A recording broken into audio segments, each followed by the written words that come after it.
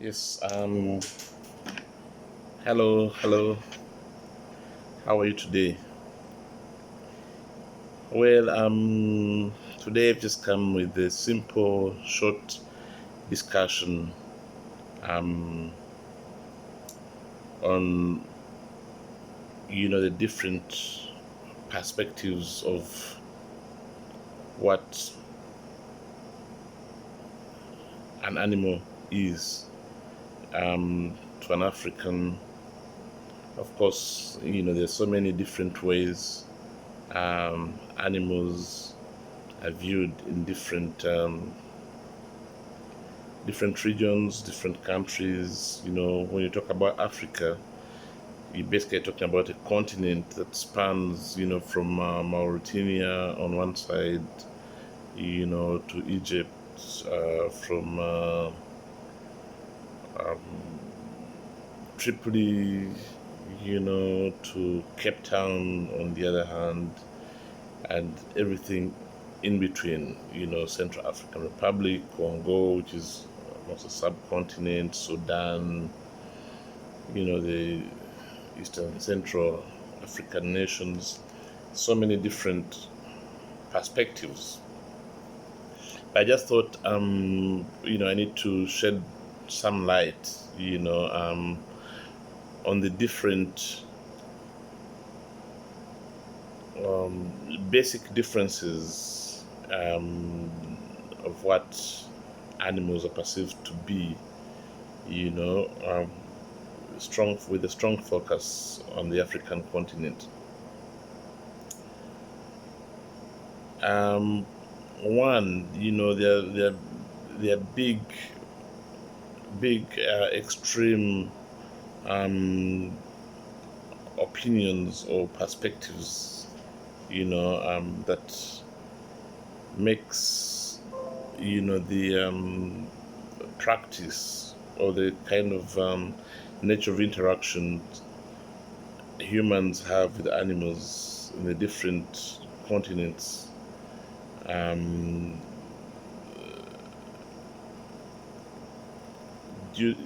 based on how animals are viewed. For example, I work currently in Liberia, and I've talked to some individuals who have referred, you know, um, who have used the term animals. I was talking about, I think we're talking about a Cape buffalo, and someone said, "Oh, I didn't even know that was an animal." And in his opinion, you know, anything that is called an animal is for food, has to be eaten. So that cuts across most of the African culture. It was, to me, a very telltale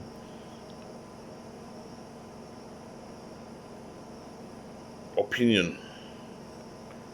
The culture from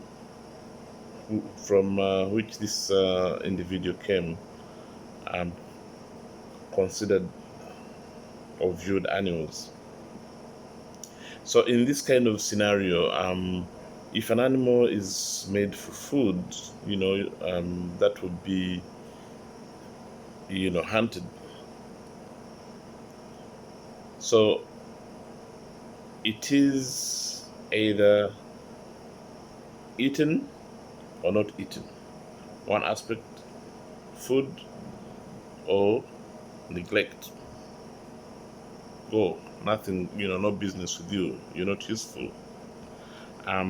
It is from that perspective that we see most of the um, it's from that perspective that informs the nature of interaction. An African, a traditional African would view an animal, and you're going to say, "Oh, well, that is a little bit harsh." Yes, it's harsh, and but it helps to understand, you know, the different cultures. So as much as animals, you know, this of course this comes from a historical background where, you know, we descend from either hunters or, you know, forest food gatherers, this kind of thing.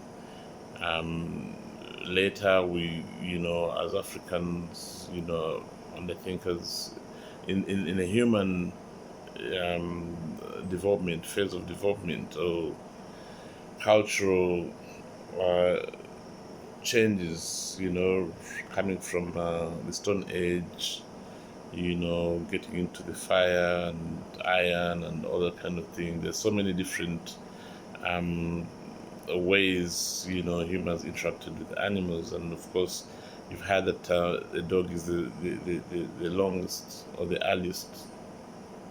What's the word? The first animal friend for the human, and maybe the longest friend, because humans tamed dogs before they said taking care of cattle.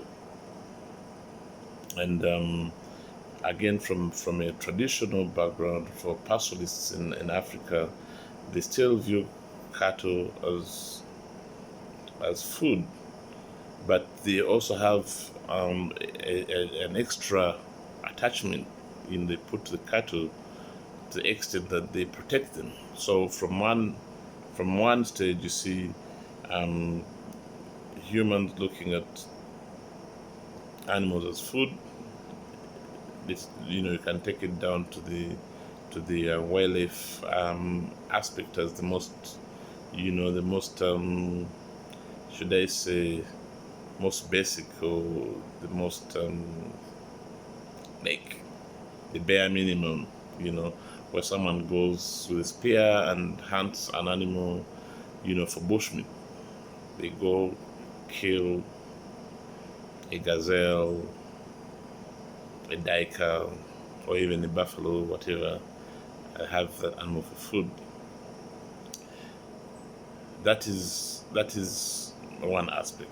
Then you go to a slightly higher level of social development where we have pastoralists that are still, you know, from a global perspective, you know, still considered to be a primitive way of production, animal production. But nonetheless, for the purpose of this discussion, you know, they take care of the animals as food, but there's a value they attach to the animal. They make sure that the animals are taken care of. You know, they're fed, they are treated. Um, they're empathic to them. When this cow falls sick, they'll do whatever they can do within their traditional norms to take care of that specific condition. However, you know, that is you also see in other related pastoral settlements or cultures where where you can see people hurting animals. You know, now this is food for them. They would rather, you know, draw some blood by slitting one of the major veins, you know, major blood vessels, take blood out, you know, mix it with milk or whatever, you know, and drink that as food. The intention is for them, for their survival. But from international standards, you know, that is a poor. Um, it's not a modern way of taking care of animals. It is cruel, you know, from the professional understanding of animal care. And you know, they do everything, you know, to try and build up the numbers. So the intention in that regard is not just caring for the animals, or making sure animals are in good condition, but also the numbers. So in the bigger scheme of things, that is also cruel. But this discussion is simply to juggle your mind, and also just to get to see the different dilemmas that you have in protecting animal well-being in an African setting. Then from that level, you go to a slightly higher level where you have a few individuals that know what they should do. They understand about animal welfare and animal well-being. Not enough, but they have an idea, that animals need to be treated, they need to be watered. There's an aspect of social grouping that is required depending on the species they're looking at. But they've got a deeper desire for income. So they go ahead and do farm practices that include castration, dehorning, um, debaking, and all sorts of things that are done in commercial farms. They buy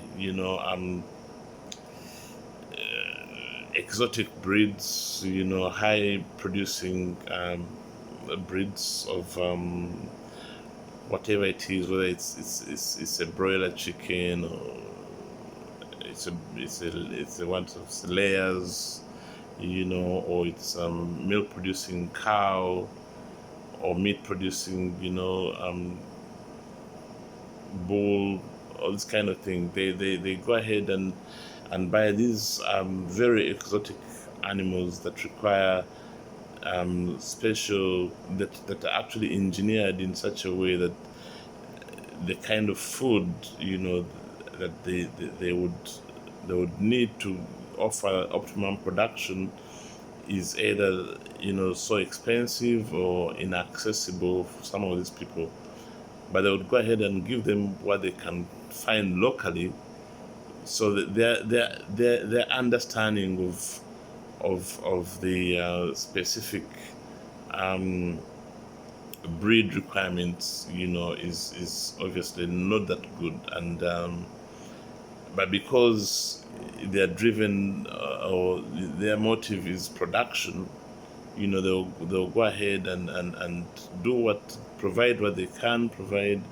They provide the basic veterinary care, or any veterinary care they can give, whether it's professional or not, as long as someone turns up with a syringe and and some oxytetracycline in an expired medicine bottle, that kind of thing. It's a challenge. But essentially, what I'm trying to say is we have huge disparities in the African setting of what how on how animals are viewed, and that determines how animals are treated. And then of course you've got the elites that will buy an exotic breed, dog breed, maybe Maltese Terrier or Saint Bernard, or Siberian Husky, all these kind of breeds that are most sometimes they're so nice, to and have got some level of status, they give unto the person that owns them, but this person may not know exactly what what are the requirements, or what are the optimal conditions their dear said cat require for that cat to be happy. So there is a disparity. There is not a disparity, but there is the lack of knowledge, which translates into lack of care, and unfortunately it results into suffering of animals.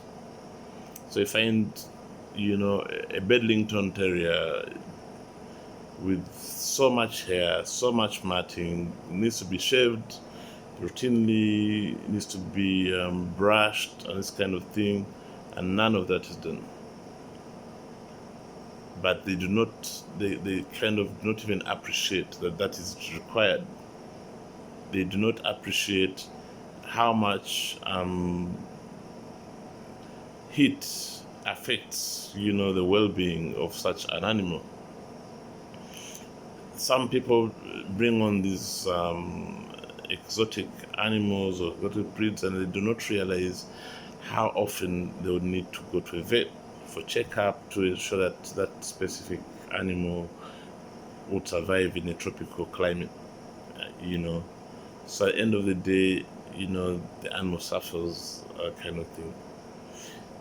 So the point I'm trying to drive is that, when you look at animal welfare from a European or Western perspective, it is not so easy to juxtapose onto the African standard of animal welfare due to the different disparities, different perspectives. And I'm very much aware that these also apply in the Western world, where we see industrial production of farm products like pork, like beef, in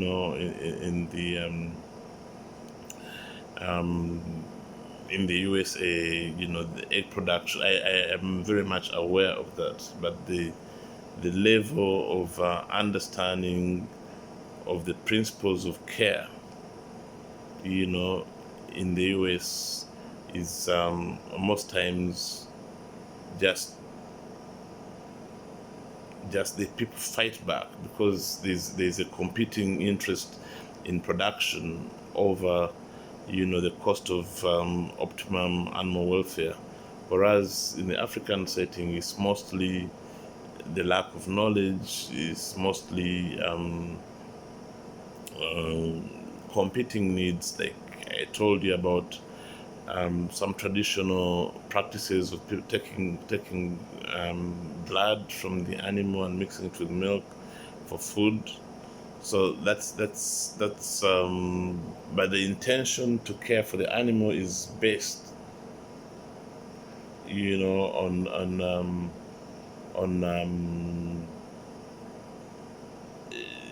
a poor understanding of what animal welfare is. So for them, it's food and sometimes status. So you find someone with a herd of 3 or 30,000 heads of cattle, but when you look at the welfare of each and every individual in this herd of cattle, you'd find it is poor. The body score would be low, way below minimum. You find lots of ectoparasites, like the ticks on this herd of cattle. You find that there's not enough water. You find they travel miles and miles, from one place to the other looking for food, and of course in the process they have to be, whipped, which is painful, and it is a whole, it's a very different kind of thing, and that now is very different from someone who sees nothing important in any animal apart from food. Like the people that keep that hunt animals in the wild, that the part talked about that go and hunt dikers and hunt buffaloes, hunt graze bucks and all these kind of things. Such a person would not have, first of all, wouldn't have the interest to keep any animal other than a dog that might help him hunt. They wouldn't have the money, to provide for that, provide for that maybe a special cat or dog, whatever. They wouldn't even really care because they have so many other interests that that they have to address, basic interests like shelter, like health, and even food is the reason why they go out in the forest to look for bushmeat. I'm not an advocate of bushmeat because as a vet and as a scientist, I know the dangers our bushmeat poses to the human race. Most obvious issues like COVID, all the different pandemics that we've suffered, like SARS and Nipah and all these other things that can be problematic from especially the human and wildlife interface. So, but in a situation where there's been traditional practices of hunting bushmeat, we need to educate the population and ensure that they understand the dangers these kind of practices have to them, as well as the world as a whole. In this kind of it becomes then a case of social justice where you're going to see the need for animal protein, and if the government or the jurisdiction does not have the capacity to provide alternative animal proteins, then it becomes a bit difficult. It becomes a political issue, to try and even enforce. So educating such a group of people may not necessarily bear any results because you're not offering them any options or alternatives. Yeah. Anyway, I think my point is made. The purpose of this video is to try and give you an idea how animal welfare is perceived. The disparities in animal welfare perceptions in Africa, and that is the reason most people do not understand animal welfare. Generally, they think you're crazy when you talk about animal well-being. They think you're mad. They say, "Oh, this man is trying to advance Western culture in our society." It is. We still have some way to go to try and inculcate, this basic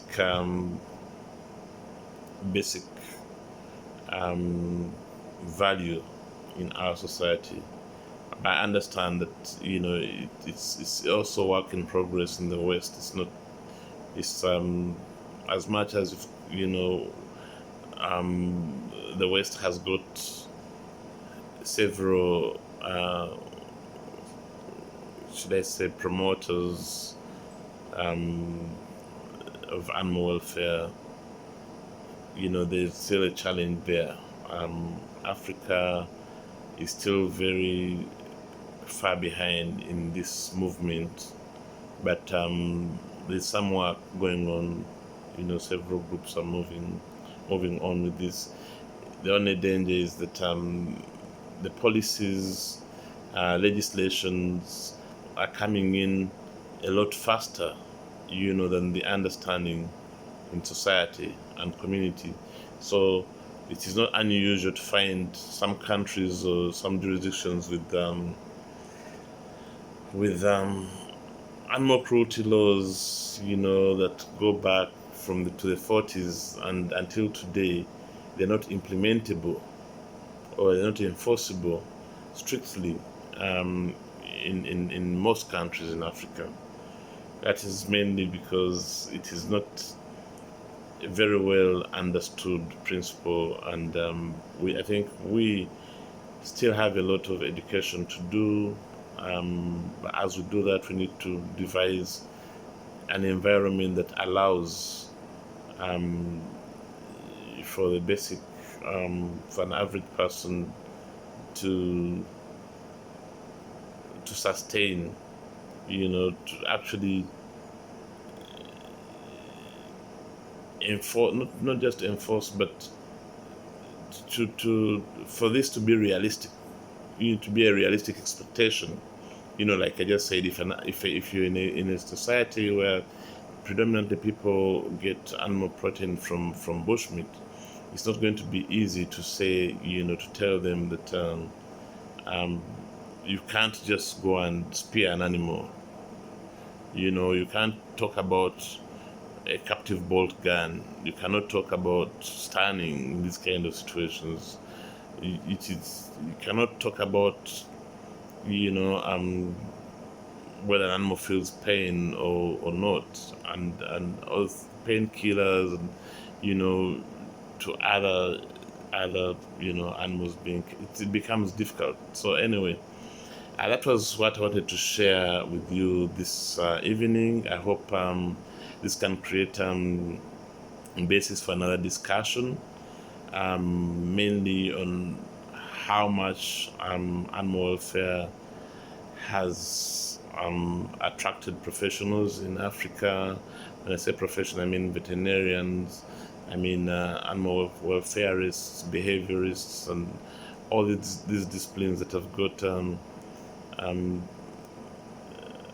huge impact on well-being of animals. So I thank you for listening to this video.